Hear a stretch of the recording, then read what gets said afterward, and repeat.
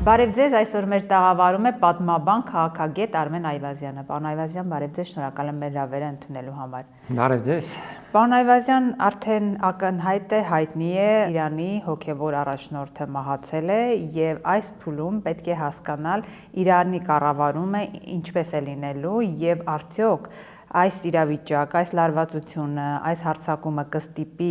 Իրանին փոխել կառավարման ձևը, ինչին ձգտում է Միացյալ Նահանգներն ու Իսրայելը եւ ունենալ իրենց համար ավելի ցանկալի տեխնացու, ցանկալի իշխանություն։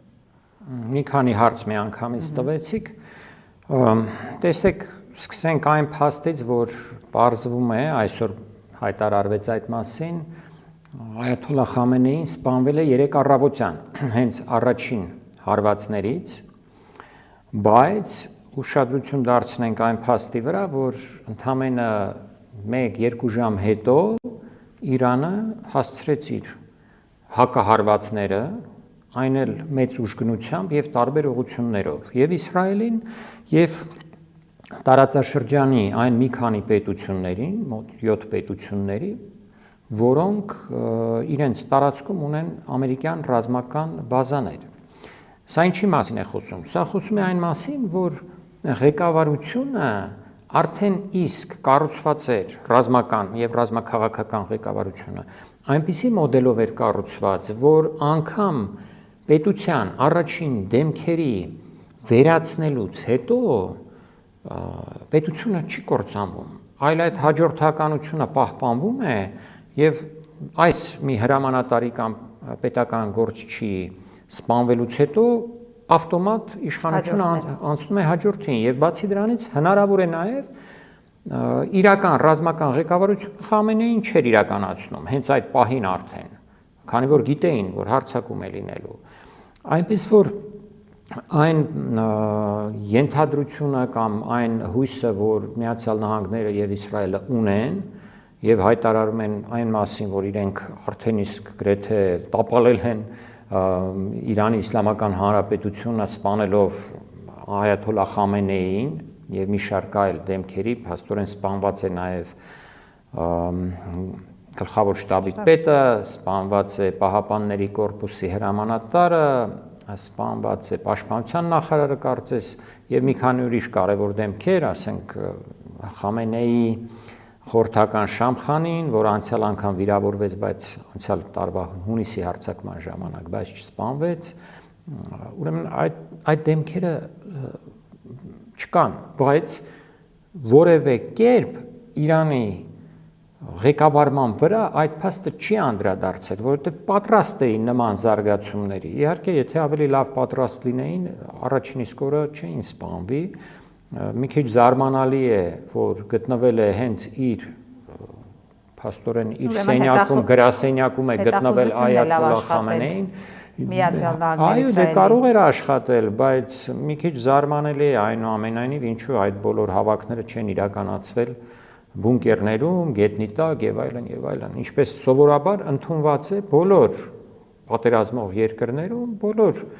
քաղաքական եւ ռազմական ղեկավարության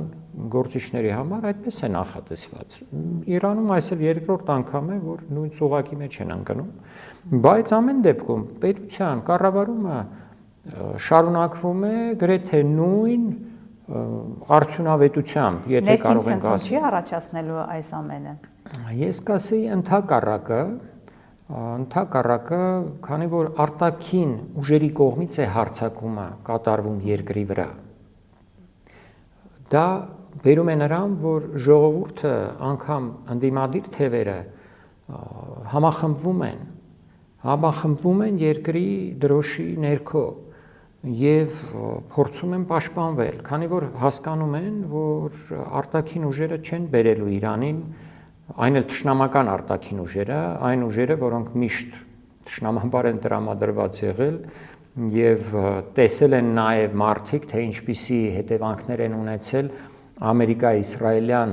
եւ ՆԱՏՕ-ի հարձակումները, ներխուժումները, Մերձավոր Արևելյան այլ պետություններ, օրինակ Իրաք, իրենց հարևան ինչպիսի հետևանքներ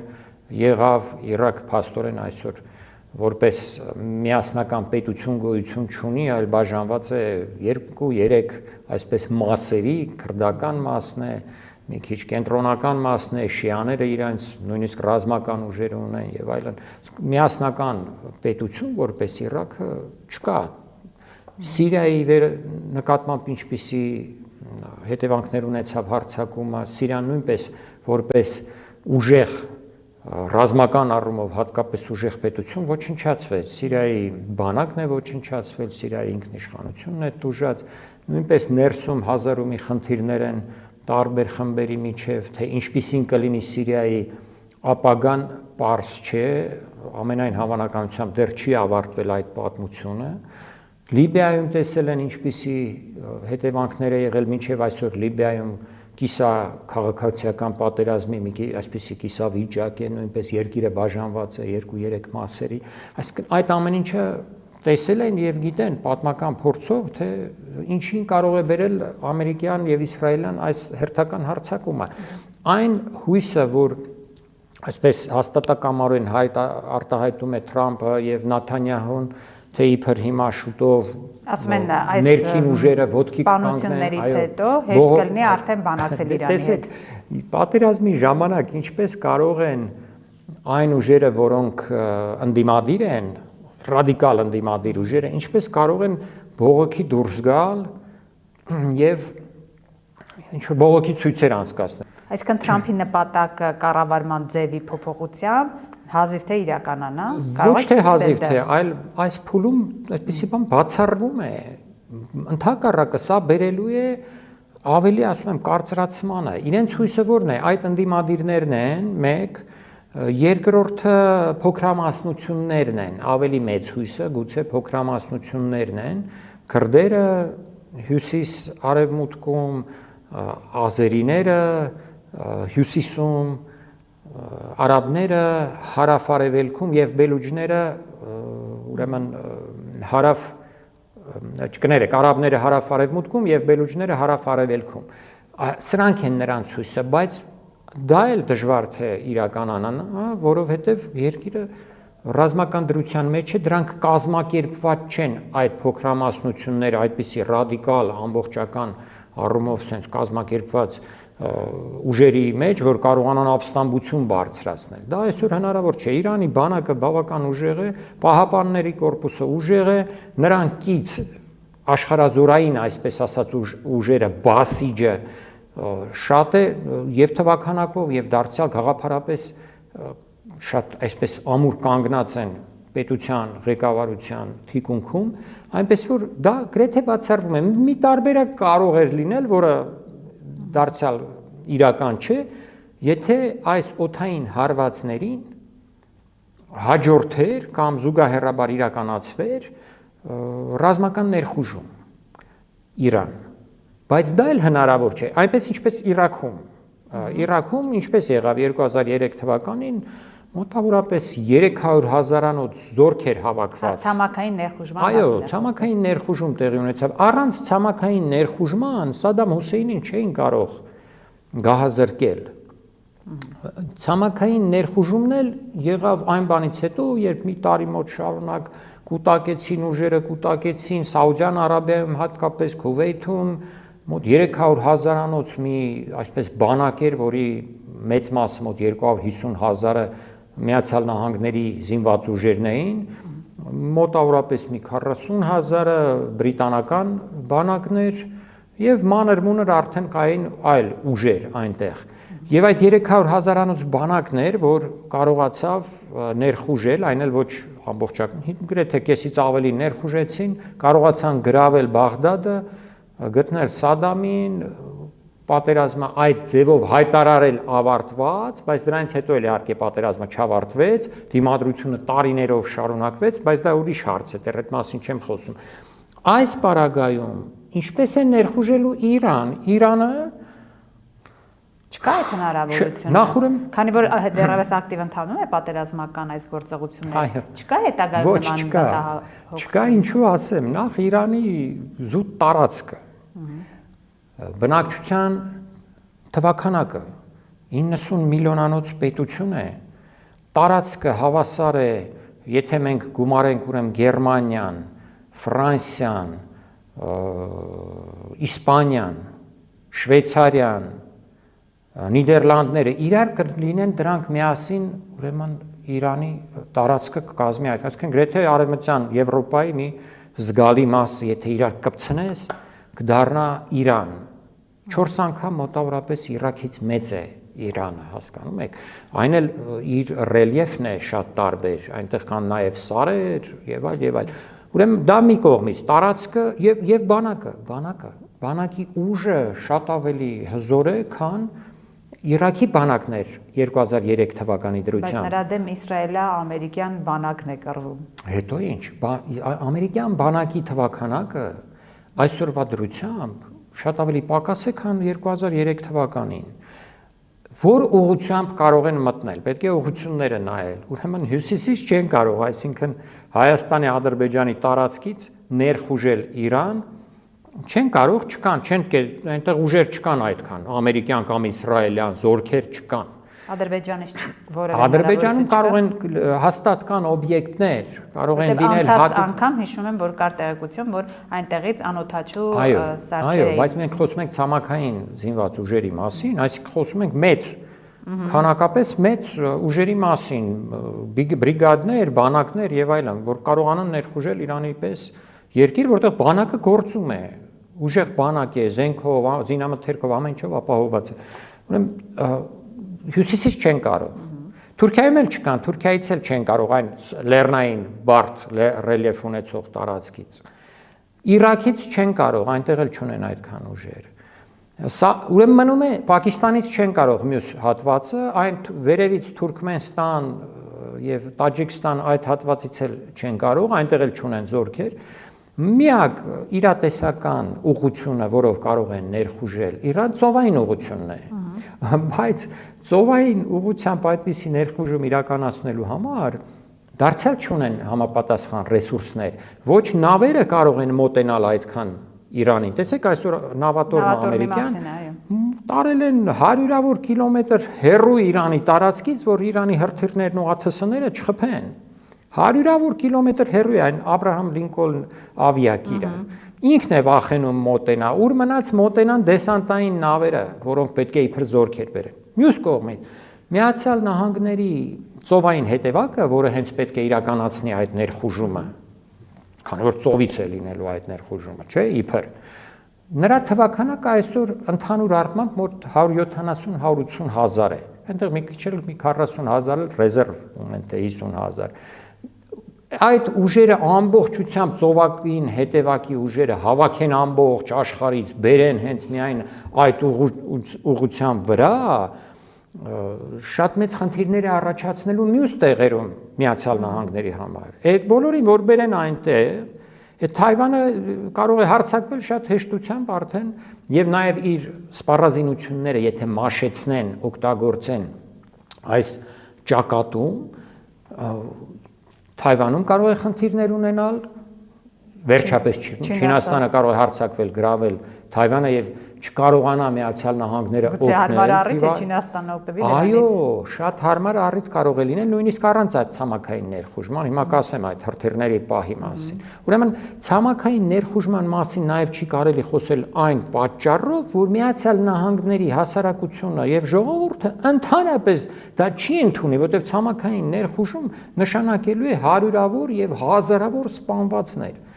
Այսօրվա դրությամբ Միացյալ Նահանգների ժողովրդի մեծամասնությունը արդեն իսկ դեմ է այս պատերազմին, այս վերջին շաբաթների հարցումները այնտեղ, որ անցկացվում են, տարբեր հարցումներ։ Մոտավորապես 70-ից 80%-ը բնակչության դեմ էր այս պատերազմին։ Դեռ հայտնի չի սրատակից Թրամփը ինչպես է դուրս գալու։ Միջանկյալ ընտրություններ ունի դեռ նոյեմբերին։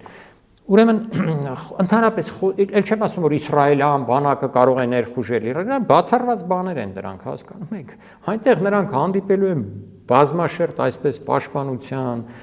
չեն կարողանալու։ Մի խոսքով չի ստացվելու։ Չէ, դա բացառված է, ուղղակի ցամաքային ներխուժման մասին խոսել ընդհանրապես չարժի։ Կարող են փորձել օգտագործել հատուկ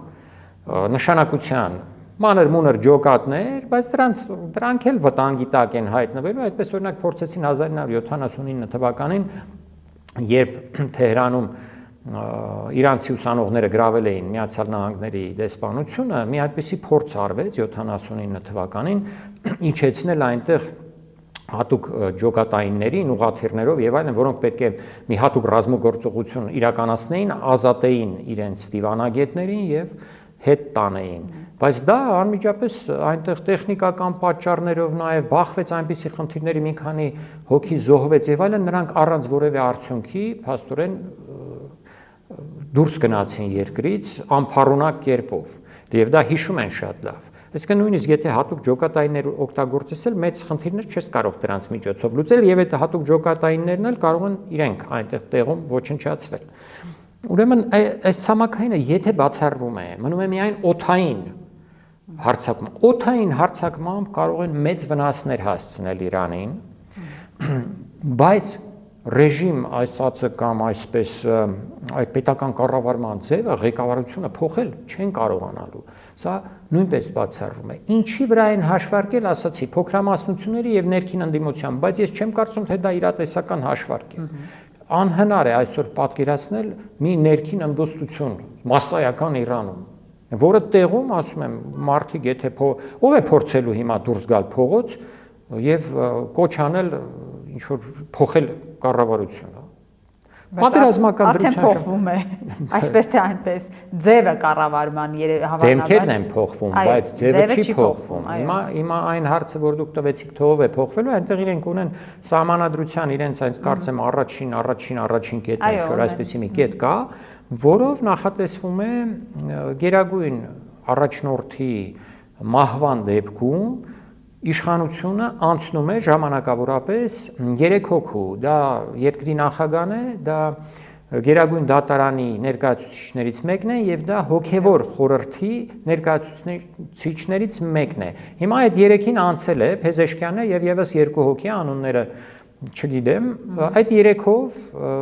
նոմինալ ձևով նրանք պետք է իշխանություն իրականացնեն։ Իսկ իրական իշխանությունը այսօր ամենայն հավանականությամբ գտնվում է Պահապանների կորպուսի հրամանատարության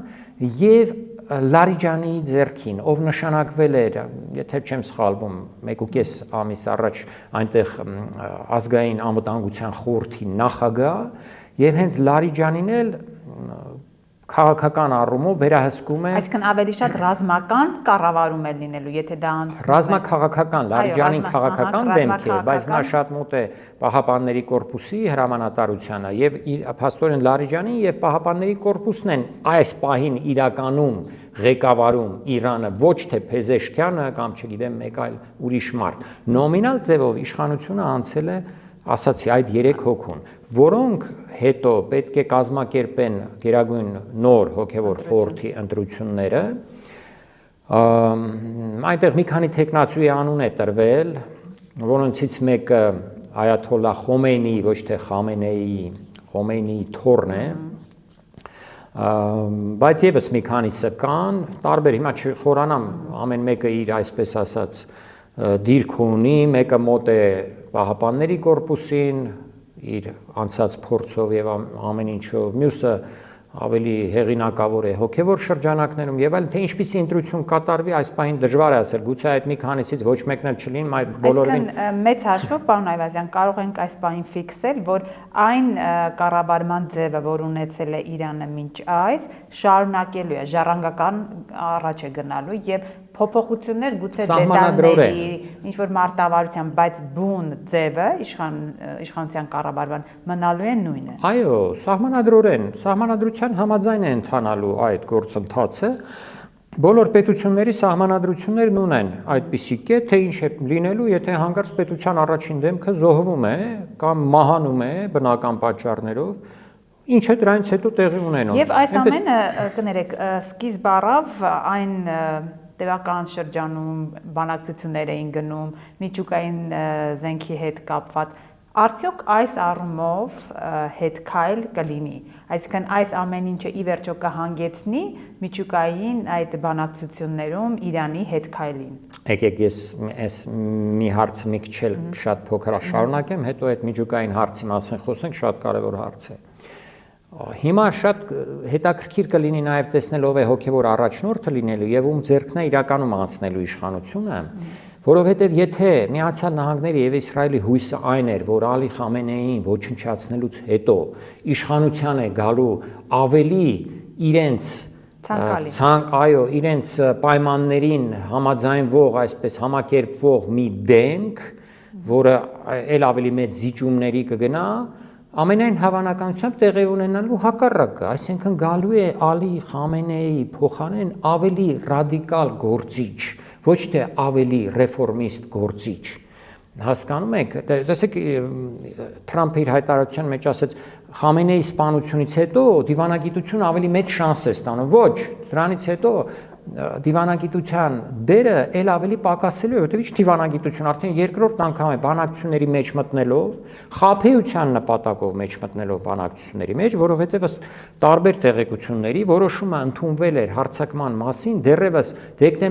անցյալ տարվա դեկտեմբերի վերջին Բայց ձևական բանակցություններ էր։ Այո, ձևական բանակցություններ Թրամփի մոտ իր Մար-a-Լագո Ֆլորիդայում այդ տանը Նեթանյահուի այցելության ժամանակ էր ընդունվել որոշումը։ Իսկ բանակցությունները ընթանում էին զուտ ձևական, այսպես ասած, նպատակով խաբեության, մարդկանց բթացնելու զգոնությունը բթացնել, բայց այս անգամ այդ զգոնությունը այնքան էլ չեն կարողացել բթացնել, ինչպես եթե հունիսին այդ պատասխանները ավելի ուշ եղան, մոտ 10 ժամ տևեց, 8, 10, 12 ժամ հետո պատասխանեց Իրանը իր հրթիռներով, այս անգամ ասում եմ 1-2 ժամ հետո արդեն պատասխանները գնացին։ Եվ այս հարցը, որ ավելի ռադիկալ, ավելի այսպես արմատական դիրքորոշումներով են գալու մի ուրիշ գործիչներ են իշխանության գալու, սա բնական է, որտեղ մարդիկ տեսնում են, որ բանակցություն չի լինում իրականացնել։ Իդեպ մեր հարցում էլ էր այդպես։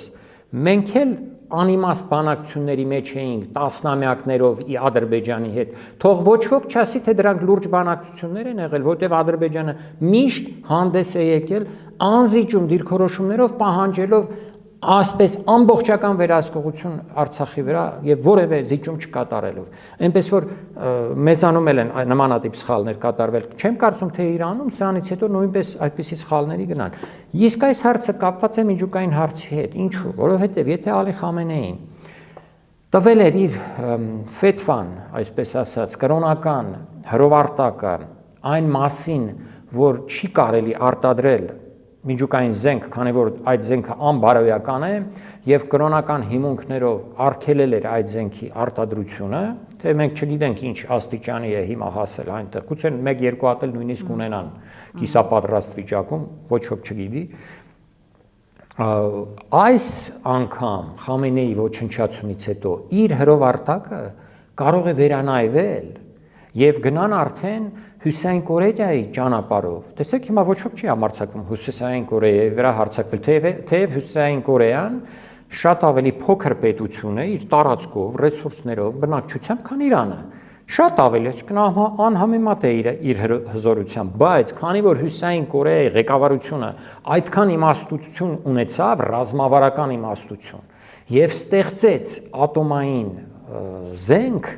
եւ բացի այդ մարտագլխիկից էլ կամ զենքից ռումբից ստեղծեց նաեւ դրա կրող, այսպես ասած, հրթիռները, որոնք կարող են նույնիսկ միրջ ցամաքային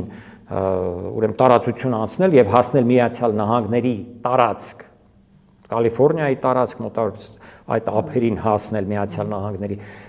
Դրանից հետո ոչ ոք չի խոսում Միացյալ Նահանգներում կամ Հարավային Կորեայում կամ Ճապոնիայում կամ որևէ մեկը խոսի Հյուսիսային Կորեայի վրա հարձակման մասին։ Ինչ հարձակում, եթե այդ պետությունը ունի ատոմային զենք, միջուկային զենք ունի։ Իրանը հիմա փորձում է այդ ճանապարհով գնալ այս բանը արդեն։ Մենք չեմ ասում փորձում է, բայց ասում եմ կարող է կտրուկ վերանային այդ դիրքորոշումը, քանի որ տեսնում են, որ շարունակաբար հարձակման է ենթարկվում երկիրը։ Շարունակաբար, հիմա ասենք թե այս հարձակումները երկար տևել չեն կարող իդեպ ասեմ։ Դա է ուզում հասկանալ, այսինքն մասշտաբները, որովհետև հիմա մենք տեսնում ենք Միացյալ Նահանգների բազաների վրա անդադ կրակոցներ տարբեր էմիրությունների, Քուվեյթի, ամենտեղ, որտեղ Միացյալ Նահանգները ներկա է, Իրանը փորձում է հարձակումներ գործել։ Մասշտաբները կմեծանան եւ ինչքան կարող է տևել այս ամեն ինչը։ Ինչ որ պահին, որ փուլում կարող է կանգնել, այսինքն ինչ հապայմանավորվածության դեպքում։ Զուտ Իսրայելի եւ Միացյալ Նահանգների հնարավորությունները այս հրթիռային հարվածների, օդային հարվածների անսահմանափակ չեն, քանի որ այդ հրթիռները ունեն սահմանափակ քանակ։ Եվ սահմանափակ քանակ ունեն ավելի շատ նրանց հակաօդային պաշտպանության հրթիռները, պատրիոտները հիմնականում։ Խոսքը այդ հեռավար հրթիռների մասին է, որը Իրանն է հասնում միջև, ավելի բաճել եթե ասենք։ Եվ դրանց մասին է խոսքը, եւ բալիստիկ հրթիռները, թոմագավքները ամերիկյան, Իսրայելն էլ ունի իր հրթիռները, որոնք մի քիչ ավելի կարճ տարածության վրա են գործում, այդքան երկար չեն, բայց դրանք շատ սահմանափակ են թվականակով։ Եվ խոսքը նաև հակաօդային պաշտպանության հրթիռների մասին է։ Նրանք էլ են ավարտվելու այն հրթիռները, որոնցով հարվածում են Իրանին, այսպիսի ինտենսիվությամբ պատերազմը եթե զարգանա, եւ ավարտվելու են ավելի շուտ հակաօդային պաշտպանության հրթիռները, պատրիոտները եւ ՍԱԴ-ները, հակաբալիստիկ ուրեմն հրթիռները, որովհետեւ սովորաբար, երբ բալիստիկ հրթիռը գալիս է քո վրա, արձակում ես երկու հրթիռ նրա դիմաց։ Այսինքն մի հրթիռով կարող է չխփես երկու հատ ես արձակում։ Իրանը ունի հազարավոր բալիստիկ հրթիռներ։ Դեռևս չի օգտագործել այդ հրթիռների նորագույն ձևերը։ Հիմա Իսրայելը եւ Միացյալ Նահանգներն ասում են, թե մենք ոչնչացնում ենք այդ հրթիռները, այդ հրթիռների արձակման կայանները եւ այլն, բայց չեն կարող ոչնչացնել, որովհետեւ ծրված են ամբողջ երկրով մեկ եւ գետնի տակ են դրանց մեծ մասը։ Հասկանում եք, չեն կարող այդպես հեշտ ու հանգիստ ոչնչացնել։ Ինչպես անցյալ անգամ 12 օրվա պատերազմի ժամանակ չկարողացան, այս անգամ էլ չեն կարողանալու։ Եվ մոտ 10 օր հետո, 15 օր հետո արդեն զգացվելու է այն հրթիռների, հարձակողական հրթիռների եւ պաշտպանողական հրթիռների պակասը եւ Իսրայելի մոտ, եւ Միացյալ Նահանգների մոտ, եւ Միացյալ Նահանգների մյուս դաշնակիցների մոտ այդ տարածաշրջանում, Կաթարն է, Քուվեյթն է, Սաուդյան Արաբիան, մնացածը եւ այլն։ Հարցի մեջ կարող են մտնել նաեւ Իրանի դաշնակիցները, այսինքն Եմենի հութիները, որոնք նույնպես ունեն մեծ հրթիռային ներուժ։ Եվ եթե հիշում եք, անցյալ տարվա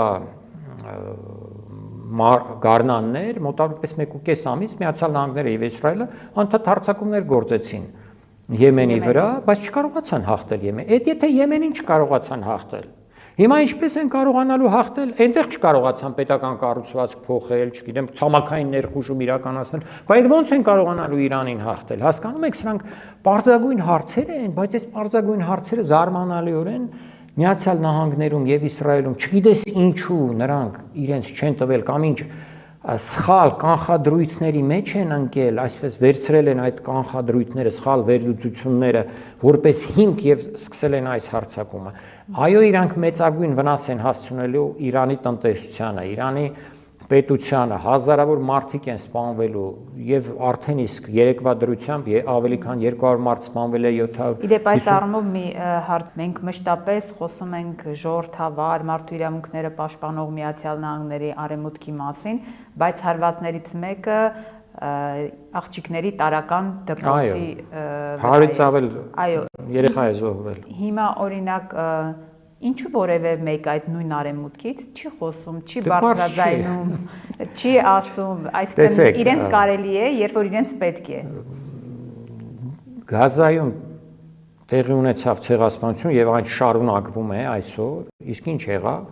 որ խոսում էին ինչ, երբ ցույց էին տալիս եւ այլն, չէին էլ գնահատում դա որպես ցեղասպանություն։ Հիմա էլ Պաղեստինցիների դեմ շարունակվում է եւ ցեղասպանությունը եւ նրանց հողերի գրավումը եւ նրանց դուրս մղումը իրենց տարածքներից, այս ամեն ինչ շարունակվում է Արևմտյան ափում, Գազայում եւ այլուր։ Արևմուտքը եւ Միացյալ Նահանգները հատկապես ворթեգրել են այսպես կայսերական, գաղութատիրական աշխարհի ուրեմն զավթման մի մոդել են ворթեգրել, որ պետք է իրենք հիմա տիրեն աշխարհին։ Ու ոնց ասի Միացյալ Նահանգները եւ դա այդպես էլ պիտի լինի, բայց այդպես դիմադրության են հանդիպելու եւ հիմա խնդրեմ այս առաջին դեպքն է, այն Վենեսուելայի դեպքը, որ մտան Մադուրոին գրավեցին, տարան եւ այլն, կարող է այսպես մեծ տպավորություն թողեց, բայց դա մասնավոր դեպք էր եւ Իրանը Վենեսուելա չի մեկ, երկրորդը Վենեսուելայում խնդիրները չեն ավարտված։ Այդ խնդիրները Միացյալ Նահանգները Վենեսուելայում ունենալու է դեռևս մի քանի ամիս հետո կլինի, թե մի տարի հետո կլինի, այնտեղ, քանի որ նույնպես իշխանությունը չի փոխվել, տեսեք, նույն լուրջ խնդիրներ ունենալու է նաև Վենեսուելան։ Իսկ Իրանում, ասում եմ, մեծ վնասներ կարող է հասնել, բայց իր նպատակին, այսինքն պետության ոչնչացմանը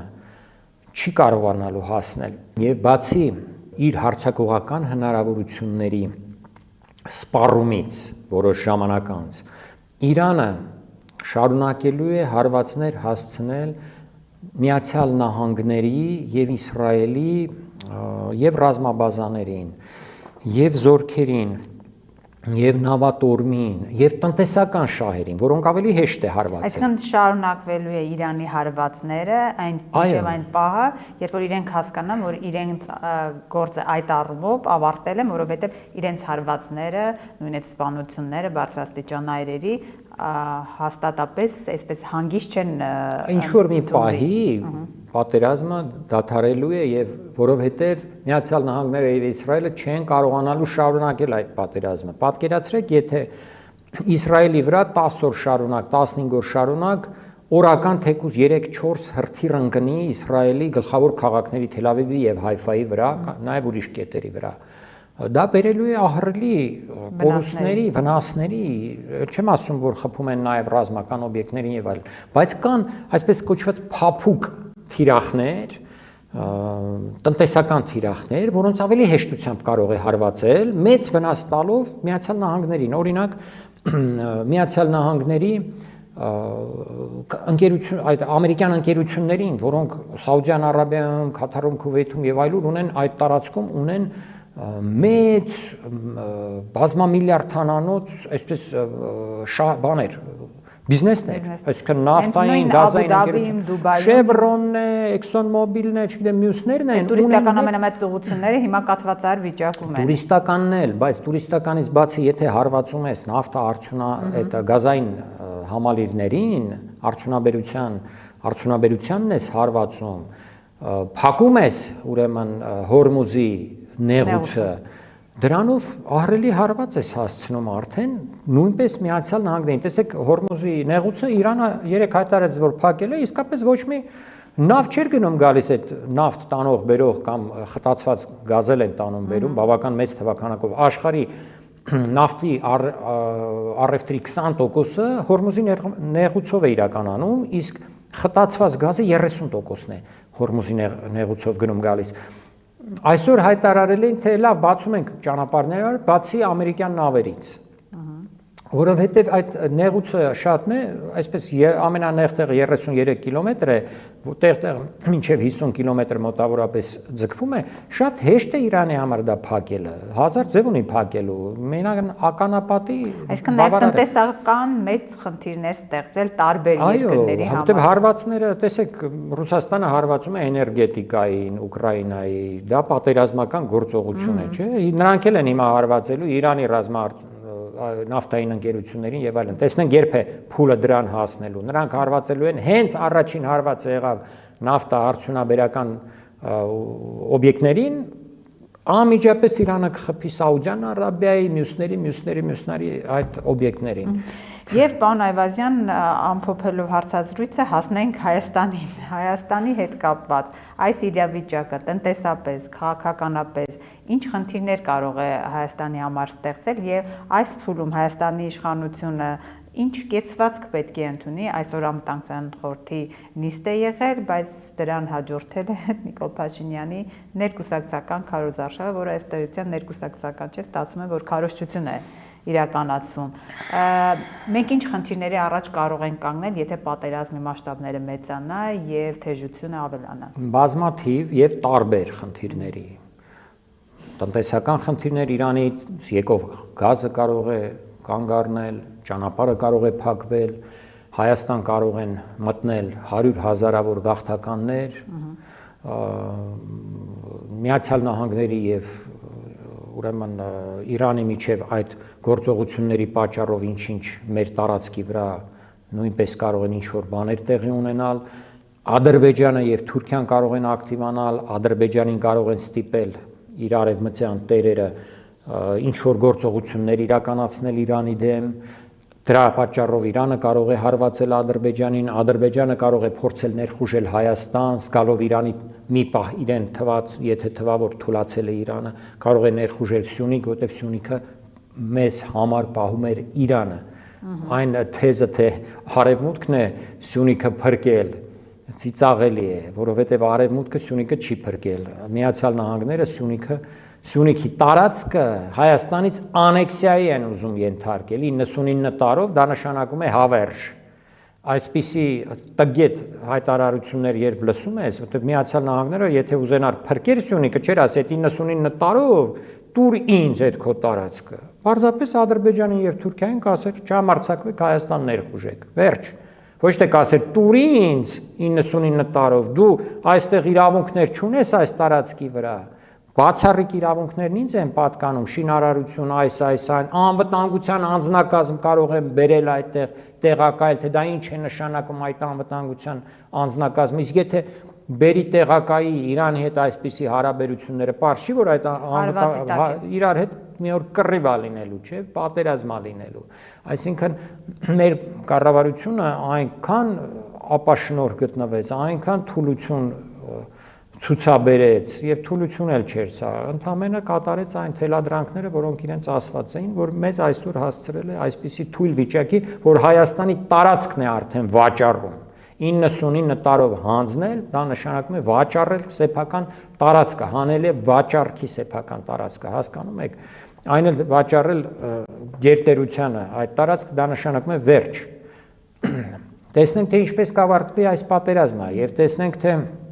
դրանից հետո ով կընկնի Միացյալ Նահանգների այսօրվա իշխանությունը, Թրամփը կընկնի, որը բավական հավանական է, թե Իրանը այնքան կթուլանա, որ այստեղ կարողանան ինչ-ինչ ուրեմն շարժեր կատարել արդեն ադրբեջանցիները էլ ավելի լկտիանալ։ Ես կարծում եմ Միացյալ Նահանգները այս անգամ հանդիպելու է այնպիսի դիմադրության եւ արդեն իսկ մեկ օրը այս 24 ժամը բավարար է, որ տեսնենք թե ինչպիսի ուժգին հարված է տվել Իրանը, կարողացել տալ, եթե այդքան հզոր էր նրանց հարվածը, ինչպես Իրանը կարողացավ 7 եւ 8 պետության հարվածել, պետության տարածք խոցել, ռազմական բազաներ խոցել, թիրախավորել կարևոր օբյեկտները, օրինակ ռադարը խփվեց Բահրեյնում, բոլորի աչքի առջև տեսան բոլորը եւ այլն։ Սա նշանակում է Իրանի կարողությունները դեռևս շատ են եւ այդքան հեշտությամբ չեն կարողանալու ճնշել։ Այս պատերազմը կշարունակվի այս ինտենսիվությամբ, հավանաբար եւս 1-2 շաբաթ, այնուհետեւ ինտենսիվությունը համենայն դեպս կպակասի, այսպես հավանականորեն։ Վտանգներ կան շատ մեծ նաև, վտանգներ կան, որ եթե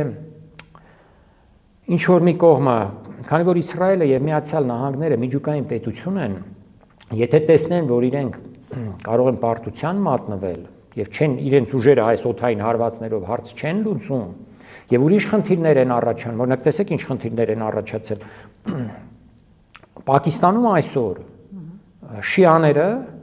հարձակվել էին ամերիկյան հյուպատոսության վրա, Կարաչիում, եւ ամերիկյան ծովային հետևակայինները ըստ մի տեղեկության, ես այդպես կարդացի, կրակ էին բացել 8 հոգի զոհվել է։ Նույն տիպի հարձակում, մոտավորապես հարձակում թե բողոքի ցույց տեղի էր ունեցել Բաղդադում, Էրբիլում, հյուպատոսության տեղի է ունեցել հարձակում Էրբիլում, արդեն հարձակվել են ամերիկյան բազաների վրա հրթիռներով, տեղի է ունեցել Աֆղանստանում, Քաբուլում, այսինքն ամբողջ տարածաշրջանը բռնկվելու է։ Այն հարվածները, որ Բահրեյնի վրա որ հասցնում էր Իրանը, Բահրեյնի բնակչության 90%-ը շիաներ են, չգիտեմ, եթե տեսակ տեսանյութերը ուրախանում էին նրանք այդ հարվածներից։ Միացյալ Նահանգները կարող է բախվել այնպիսի խնդիրների, որոնց երբեք չի բախվել։ Այդ դեպքում, եթե միջուկային երկիր է, ինչ կարող է լինել։ Եվ եթե միջուկային երկիր է, այդ դեպքում կարող է դիմել միջուկային հարվածի, իհարկե տակտիկական միջուկային զերկ փորձելով կիրառել, բայց ամեն դեպքում դա կնշանակի արդեն էսկալացիայի բոլորովին այլ մի մակարդակ, այլ փուլ, որը դարձյալ օգտակար չի լինելու։ Իհարկե Իրանը մեծապես տուժելու է, բայց դարձյալ օգտակար չի լինելու Իսրայելին եւ Միացյալ Նահանգներին, որտեղ եթե դուք կիրառում ես միջուկային զենք, այդ ժամանակ խաղի կանոնները դարձյալ ամբողջ աշխարհում փոխվում են եւ այդպիսի զենք կարող է կիրառվել նաև քո դեմ։ Իրանը եւ ինքը կարող է արտադրել միջուկային զենք, հրթիռներ ունի, կարող է շատ հեշտությամբ մարտագլխիկների մեջ դնել, Իրանին կարող են տալ այդպիսի միջուկային զենք եւ կարող է նույնիսկ առանց միջուկային զենքի հարվածել Իսրայելը փոքրիկ պետություն է, հարվածել Իսրայելի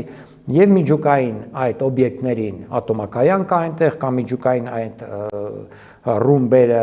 հրթիռները, որտեղ տեղակայված են, շատ լավ հայտնի է տեղը, թե որտեղ են, դրանց հարվածել, կարող է հարվածել քիմիական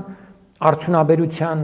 գործարաններին, որոնք նույնպես մեծ վնաս կարող են հասցնել ամբողջ տարածքին, Իսրայելի այդ փոքր տարածքին, այսինքն շատ հնարավորություններ ունի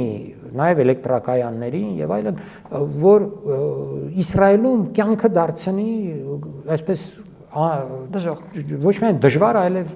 մարդիկ դժոխք դարձնի, մարդիկ թողեն փախչեն այնտեղից։ Այսինքն Իսրայելը, եթե համարձակվի կամ Միացյալ Նահանգները այդպիսի հարված հասցնել Իրանին,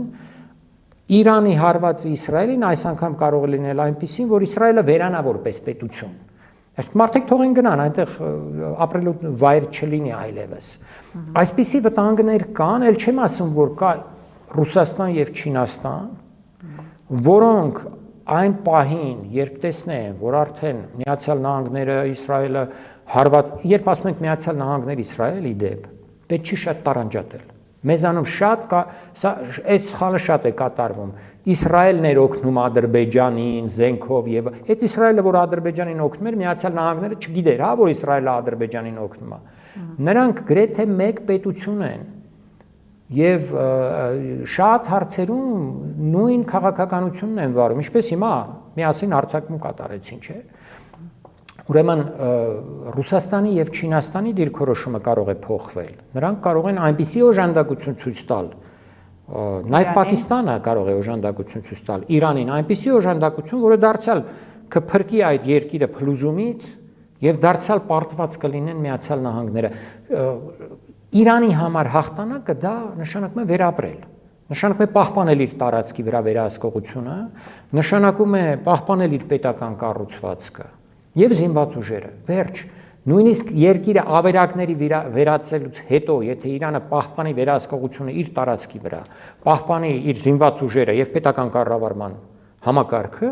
Իրանը հաղթած է դուրս գալու այս պատերազմից եւ հայտարարելու է իր հաղթանակի մասին։ Իսկ Միացյալ Նահանգների նպատակները ինչպիսին են։ Կառավարման փոփոխություն կամ երկրի փլուզում, մասնատում եւ այլ եւ Իսրայելի նպատակները։ Այս նպատակներին հազիվ թե Միացյալ Նահանգները հասնի եւ այդ դեպքում Միացյալ Նահանգների եւ Իսրայելի այս անհաղթելիության մասին այն միֆերը, որ կան ամբողջ աշխարհում, ուղղակի հոդս են ցնդելու։ Շնորհակալ եմ։ Եվ մենք առերեսվելու ենք բոլորովին ուրիշ մերձավոր արևելքի այս պատերազմից հետո ամեն դեպքում։ Ցանկացած ելքի դեպքում։ Ցանկացած ելքի դեպքում, այո։ Շնորհակալություն։ Խնդրեմ։